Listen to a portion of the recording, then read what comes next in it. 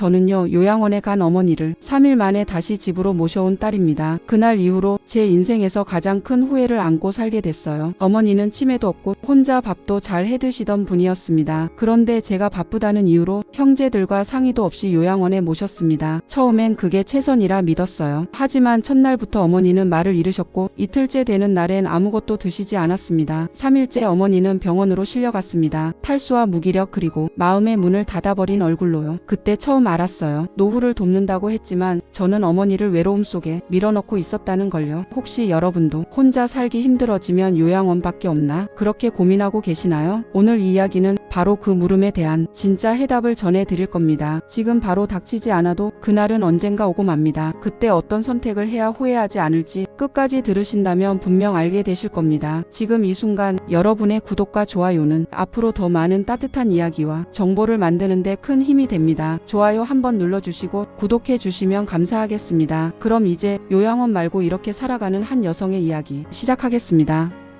저는 올해 72입니다.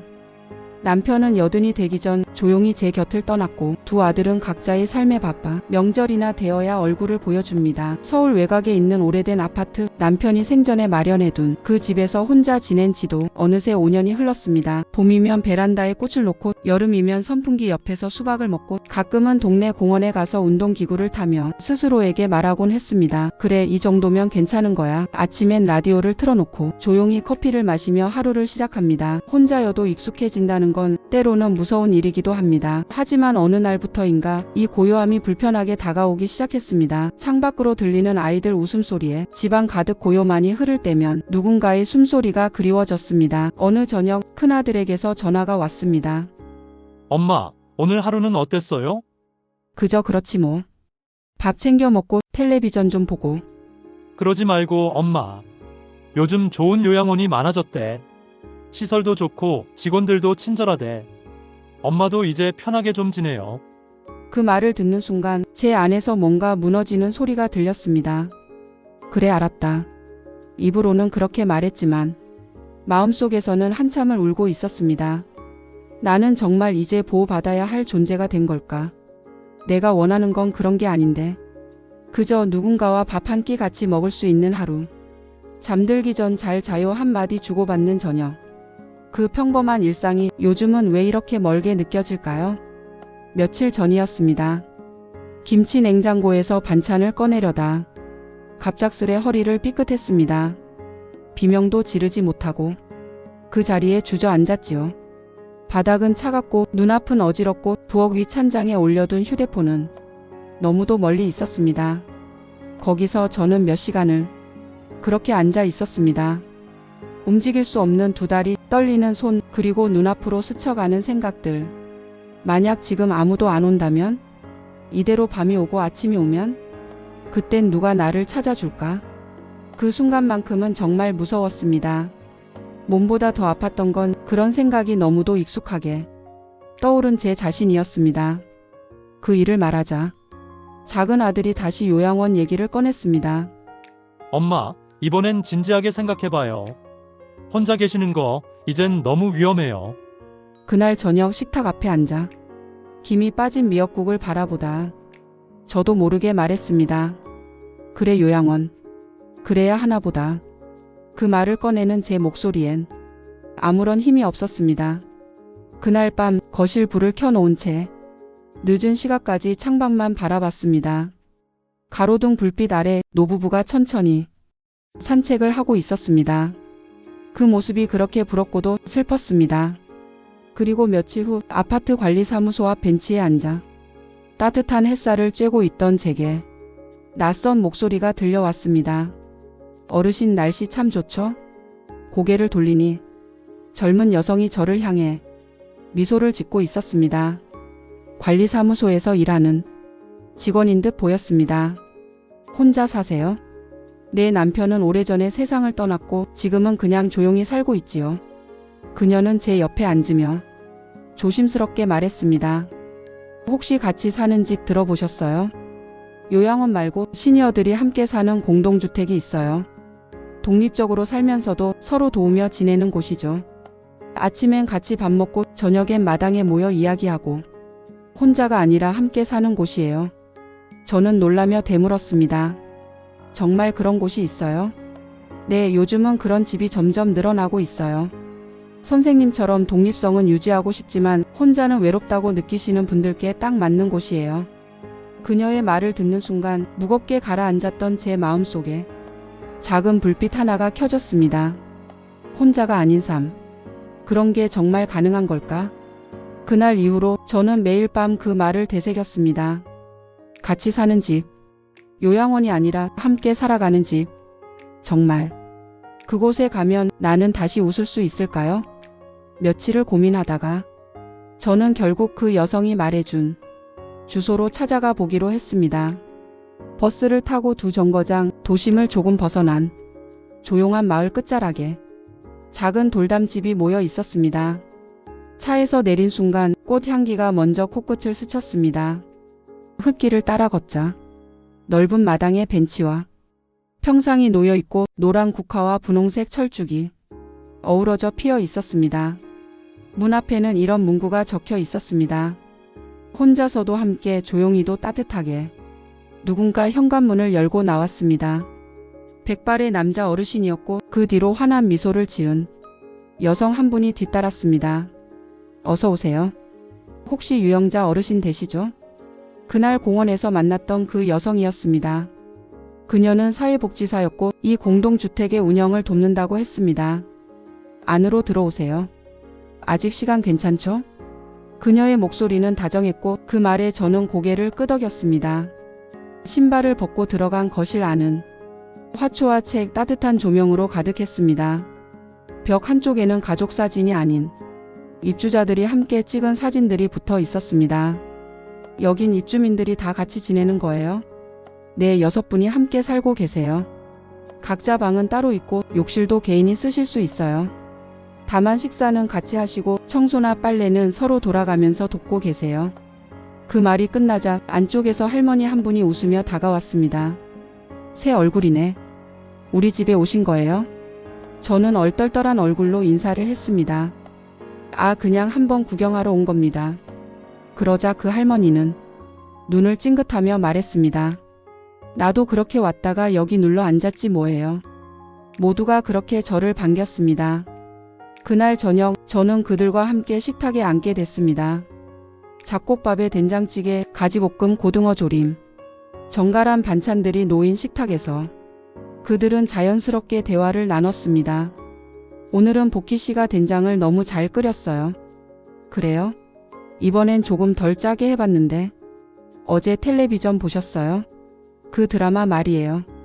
그 대화 속엔 낯설지 않은 온기가 느껴졌습니다. 오랜만에 누군가와 마주 앉아 밥을 먹는다는 게 이렇게 따뜻한 일이었는지 그제야 깨달았습니다. 식사를 마치고 마당 벤치에 함께 앉은 한 어르신이 말했습니다. 여기 오기 전엔 나도 요양원 갈 뻔했지. 근데 여긴 누가 날 보살펴주는 곳이 아니라 내가 누군가의 하루가 돼주는 곳이야. 그게 참 좋아. 저는 그 말을 가슴에 새기며 조용히 고개를 끄덕였습니다. 그날 밤 집으로 돌아오는 버스 안. 창밖에 스치는 가로등 불빛이 낯설지 않았습니다. 가슴속이 이상하게 뜨끈했습니다. 혼자가 아니어도 되는 삶. 조금만 용기 내면 나도 다시 웃을 수 있을까? 휴대폰을 꺼내 작은 아들에게 문자를 보냈습니다. 요양원 말고 같이 사는 집이 있다더라. 시간 되면 한번 같이 가보자. 잠시 후 도착한 답장. 그래요, 엄마. 그렇게 해요. 꼭. 그날 저는 아주 오랜만에 잠들기 전 스스로에게 이렇게 속삭였습니다. 잘 자요, 영자씨. 오늘은 괜찮았어요. 이삿날 아침 문 앞에 작은 이삿짐들이 놓여 있었습니다. 낡은 이불 보따리, 엄마가 물려준 녹그릇 몇 개, 그리고 액자 속 오래된 흑백 사진. 아들은 조용히 제 짐을 옮기며 말했습니다. 엄마, 진짜 괜찮겠어요? 불편하면 바로 말해요. 그래, 괜찮아. 오히려 마음이 편하다. 제 말에 아들은 잠시 말없이 고개를 끄덕였습니다. 그렇게 저는 그 집, 함께 사는 작은 집에 들어섰습니다. 첫날은 낯설고 조용했습니다. 방 안에 앉아 창밖을 오래도록 바라보다가 혼잣말처럼 중얼거렸습니다. 정말 여기서 내가 잘 살 수 있을까? 저녁 무렵 노크 소리가 났습니다. 영자 씨 밥 같이 드셔요. 문을 열자 복희 할머니가 웃고 있었습니다. 그 미소에 묘하게 마음이 풀렸습니다. 식탁엔 된장국과 나물 계란찜이 놓여 있었습니다. 오늘은 내가 찐 계란찜인데 실수 안 했는지 몰라요. 복희 할머니가 머쓱하게 웃자 옆자리 순자 할머니가 말했습니다. 에이, 지난번보다 더 부드러워요.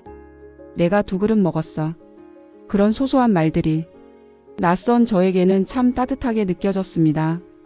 그날 밤 저는 오랜만에 누구와 함께 웃었습니다. 며칠이 지나자 집안의 리듬이 조금씩 익숙해졌습니다. 아침마다 마당을 쓸고 차를 끓여서 함께 마시고 오후엔 누군가의 사소한 이야기를 들으며 웃게 되는 날들. 하루는 복희 할머니가 작은 접시를 들고 제 방으로 오셨습니다. 영자 씨, 이거 지난번에 얘기한 그 역강정이에요. 내가 만들어 봤어요. 한번 드셔봐요. 그 역강정은 제가 어린 시절 엄마가 해주시던 맛과 꼭 닮아 있었습니다. 먹는 내내 목이 뜨거워졌습니다. 이 맛 진짜 똑같아요. 우리 엄마가 겨울마다 해주시던 그 맛이에요. 제 말에 복희 할머니는 잠시 말없이 제 손등을 가볍게 쥐었습니다. 혼자 사는 거 안 외로웠어요? 그녀의 질문에 저는 조금 망설이다가 천천히 고개를 끄덕였습니다. 처음엔 괜찮았어요. 근데 하루 종일 사람 소리를 못 들을 때면 내가 살아있긴 한 건가 그런 생각도 들었어요. 그녀는 말없이 제 이야기를 들었습니다. 그 침묵이 위로였습니다. 봄이 되자 마당에 꽃이 피기 시작했습니다. 진달래, 개나리, 그리고 이름 모를 들꽃들. 우리는 다 함께 꽃씨를 심고 잡초를 뽑으며 웃었습니다. 영자 씨, 저기 진달래 맨 앞에 있는 거, 그거 당신이 심은 거 맞죠? 어머, 정말 그러네요. 내가 살아있는 거 맞나 봐요. 모두가 웃었습니다. 그날 벤치에 앉아 해 진력을 바라보며 저는 혼잣말처럼 말했습니다. 나는 다시 웃고 있어요. 혼자서는 못했을 웃음이었어요. 그 집에는 누군가의 소소한 관심, 하루의 안부를 묻는 목소리, 그리고 함께 늙어가는 위로가 있었습니다. 나는 혼자가 아니었고 늙어간다는 것이 더 이상 두려운 일이 아니었습니다. 그날 이후로 제 하루는 봄볕처럼 따뜻하게 흘러가기 시작했습니다. 봄이 무르익던 어느 날 저는 부엌에서 식사 준비를 하고 있었습니다. 마당에서 들려오는 웃음소리가 마음을 가득 채웠습니다. 영자 씨, 오늘은 뭘 만드시는 거예요? 복희 할머니가 다가와 물었습니다. 오늘은 제가 좋아하는 김치전을 부쳐보려고요. 맛있으면 같이 드세요. 그날 저녁 식탁에는 갓 부친 김치전과 따뜻한 된장찌개가 올랐습니다. 할머니들은 연신 맛있다며 칭찬을 아끼지 않았고 저는 어느새 자연스레 미소를 지었습니다. 요즘은 정말 집에 가는 게 편해요. 저는 말했습니다. 여기 오기 전에는 매일 혼자였고 정말 외로웠는데 이젠 달라졌어요. 순자 할머니가 고개를 끄덕이며 말했습니다. 우리 모두 그런 시간을 지나왔죠. 그래서 더 서로를 챙기게 되는 것 같아요. 그날 밤 방에 돌아와 거울을 보았습니다. 거울 속 제 얼굴에는 오랜만에 생기가 돌고 있었습니다. 이젠 혼자가 아니야 라는 생각에 마음 한켠이 따뜻하게 물들었습니다. 며칠 후 저는 작은 모임을 제안했습니다. 우리 같이 봄맞이 소풍 가면 어떨까요? 모두가 기꺼이 동의했고 그날 우리는 근처 공원으로 나갔습니다. 잔디밭에 앉아 도시락을 나누며 서로의 이야기를 들었습니다. 우리 할머니는 젊을 때 이렇게, 나는 이런 추억이 있어요. 그런 이야기들이 꽃처럼 피어났습니다. 그때 복희 할머니가 조용히 제게 말했습니다. 영자 씨, 당신이 있어서 우리 집이 더 따뜻해졌어요. 당신 덕분에 오늘 하루도 괜찮았어요. 그 말에 저는 가슴 깊이 감동했습니다. 내가 누군가에게 필요한 사람이구나. 그 순간 저도 누군가에게 따뜻한 빛이 될 수 있다는 걸 알았습니다. 이제는 더 이상 두렵지 않았습니다. 함께 웃고 함께 울며 우리는 서로의 가족이 되어가고 있었습니다. 공동주택에서의 생활이 저에게 큰 힘이 되었지만 그 모든 분들이 이런 곳에 들어갈 수 있는 건 아닙니다. 때로는 비용 문제로, 때로는 거리나 환경 때문에 마음처럼 쉽게 선택하지 못하는 분들도 많습니다. 그리고 또 모든 분들이 똑같은 삶의 방식을 원하지도 않습니다. 사람마다 마음속에 품은 바람과 삶의 방식이 다르니까요.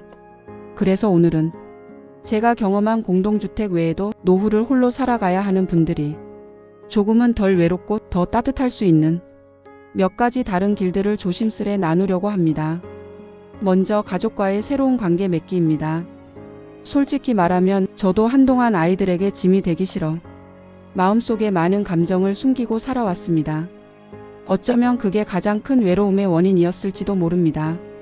그러던 어느 날 아들이 조심스레 다가와 말했습니다. 엄마, 힘들면 꼭 말해요. 혼자서 다 감당하지 마시고요. 그 한마디에 마음이 무너지는 듯 했습니다. 그동안 쌓인 외로움과 두려움이 한꺼번에 밀려왔지요. 내가 이렇게 말하면 너희가 부담스럽지 않을까? 수없이 되뇌던 걱정들이 부끄럽게도 스르르 사라졌습니다. 가족과의 대화는 처음에는 어색하고 서툴렀습니다. 때로는 서로의 마음을 제대로 이해하지 못해 상처도 주고받았습니다. 하지만 시간이 지나면서 서로가 조금씩 마음을 열고 솔직한 감정을 나누게 되었습니다. 엄마 혼자 있을 때 외롭죠? 응, 내가 이렇게 물어주니 마음이 한결 편해졌어. 그 작은 말 한마디가 제 삶에 얼마나 큰 위로가 되었는지 모릅니다. 가족이란 때로는 내 가장 큰 힘이자 가장 깊은 치유가 되는 존재임을 다시 깨달았습니다. 둘째, 지역 커뮤니티와 연계된 자원봉사 및 돌봄 서비스입니다. 처음 복지관 문을 열고 들어갔을 때 낯설고 어색한 공기가 가득했습니다.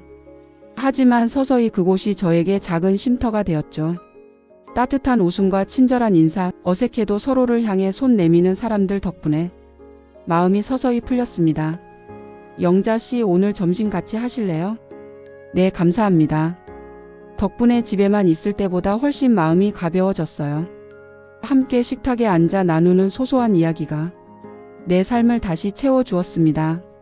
집에만 있으면 몰랐던 사람 냄새와 따뜻함을 느끼는 순간이었죠. 방문 돌봄 서비스 역시 제 삶의 또 다른 든든한 버팀목이 되었습니다. 집에 찾아오는 간호사 선생님과 사회복지사의 얼굴을 보면 마음 한켠이 편안해졌습니다. 오늘은 기분이 어떠세요? 덕분에 힘이 납니다. 그 말 속에는 외롭고 지친 마음이 녹아내리는 순간이 담겨 있었습니다. 셋째, 스마트 기술 활용하기입니다. 솔직히 처음에는 기술이라는 게 멀게만 느껴졌습니다. 하지만 새로운 세상과 손잡는다는 마음으로 용기를 내어 사용해 보았습니다. 인공지능 스피커를 통해 음악을 틀고 목소리만으로 전등을 켜고 끌 수 있었습니다. 무엇보다도 비상 상황이 발생했을 때 자동으로 가족과 응급센터에 알려주는 센서가 제 마음을 안심시켜 주었습니다. 사고가 나면 자동으로 알려준대요. 그 말을 들으니 밤에도 한숨 돌릴 수 있어요. 기술이 주는 이 작은 안전망은 멀리 떨어진 가족들의 마음까지 편안하게 해주었습니다. 마지막으로 돌봄이 필요한 분들을 위한 협동조합 형태의 작은 공동체가 있습니다. 몇몇 분들이 마음을 모아 작은 집 여러 채를 공유하며 서로의 일상을 살뜰히 돌보는 방식이지요. 이 공동체에서의 생활은 마치 오래된 친구들과 다시 만난 듯 따뜻하고 포근했습니다. 마당에서 꽃을 가꾸고 저녁이면 집 앞 벤치에 앉아 하루 있었던 일을 나누곤 했습니다. 오늘 만든 김치 한번 드셔보세요. 정말 맛있네요. 함께 나누니 더 행복해요. 서로가 서로에게 건네는 작은 관심과 손길이 외로움을 잊게 만들었습니다. 누군가는 이 공동체가 두렵거나 불편할 수도 있습니다. 하지만 누구든 자신의 속도와 방식에 맞게 삶을 꾸려갈 수 있다는 사실이 가장 중요합니다. 그리고 중요한 건 혼자가 아니라는 마음입니다. 우리가 삶의 어느 길목에 서 있든 누군가의 손을 잡고 함께 걸을 수 있다는 사실을 잊지 마세요. 노후가 두렵고 외롭다고 느껴질 때에도 용기를 내어 한 걸음만 내딛어 보세요. 생각보다 많은 길과 따뜻한 손길이 기다리고 있습니다. 지금 이 이야기를 듣고 계신 여러분도 아직 발견하지 못한 새로운 희망의 문을 열게 되실 겁니다. 오늘 긴 이야기를 끝까지 들어주셔서 진심으로 감사합니다. 앞으로도 따뜻하고 진솔한 이야기로 여러분 곁을 찾아뵙겠습니다. 여러분의 구독과 좋아요 그리고 알림 설정은 저에게는 정말 큰 힘이 됩니다. 여러분 한 분 한 분이 있어야 이런 이야기들을 계속해서 나눌 수 있기 때문입니다. 작은 관심과 응원이라도 주시면 더 좋은 콘텐츠로 보답하겠습니다. 여러분의 하루가 평안하고 마음 깊은 곳까지 따뜻함으로 가득하길 진심으로 바랍니다.